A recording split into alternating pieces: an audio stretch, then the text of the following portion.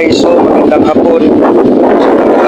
Dito tayo ngayon sa Breakwater, Barangay Poblasyon, Santa Catalina, Negros Oriental.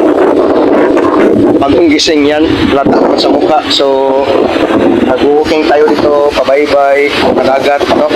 Tingnan natin, parang ma-documents natin ang sitwasyon ngayon sa dagat, no?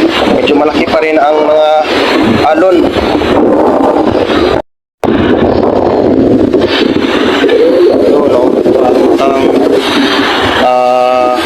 Tikana, tapos unahan sa Tikana ay Pa-Orange Talisay Beach, Sitio Talisay.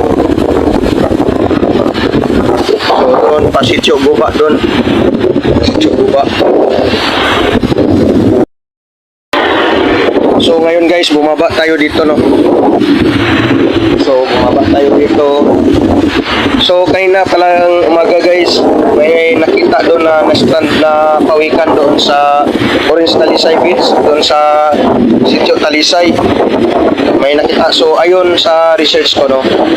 Yun po ang tinatawag natin. Sa totoo lang, meron naman tayong apat na sea turtle dito sa Pilipinas, pero base sa research ko at base rin sa nakikita ko sa video or sa picture doon sa nag-upload.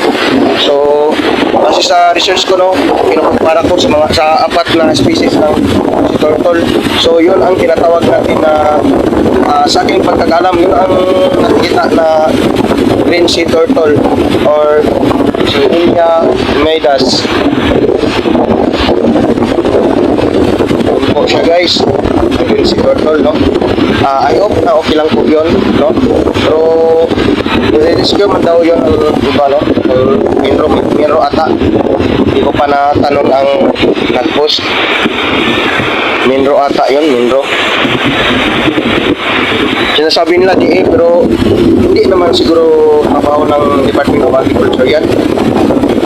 Sa mga environment lang yan, sa mga environmentalist. So andito tayo ngayon guys, no, sa Sitio Breakwater. So sad to say, no, huli na natin nalaman, no, na ano, may green sea turtle pala doon na stranded. Hindi natin na documents doon.